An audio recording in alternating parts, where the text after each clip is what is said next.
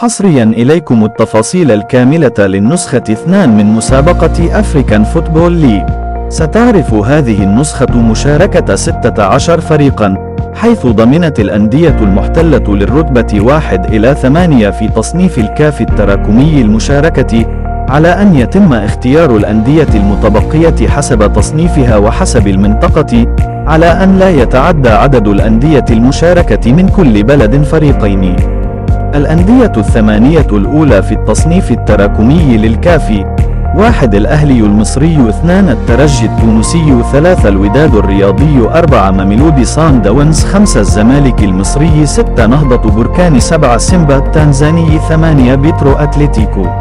352 ألف يورو نصيب الوداد من انتقال بونو إلى الهلال، والنادي لم يتوصل بها بعد لينعش خزينة ناديه أما بهذا المبلغ. تمكن الوداد من فسخ عقود الدراوي، الشتي والهوني مع تنازلهم عن جزء كبير من مستحقاته.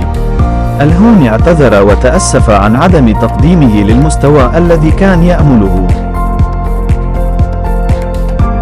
من أجل إجابة على ميركاتو الوداد لحدود اللحظة: محسن بودا قادما من نواذيبو الموريتاني، أيمن الديراني قادما من اتحاد التوارغت، جواد خلوق قادما من النادي المكنسي، معاذ إنزو قادما من فتح سباتا.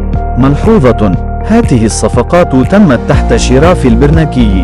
هل يتعاقد الوداد الرياضي مع مدرب صن داونز الجنوب إفريقي موكوينا؟ لكي نجيب على هذا السؤال يلزمنا الكثير والكثير. مدرب محترف راتبه كبير جدا ويعمل في ظروف احترافية ربما لا تتواجد في جميع الأندية المغربية لكرة القدم. موكوينا مثله مثل مواطنه بيتسو موسيماني، كلما أتت الفرصة يشيد بنادي الوداد.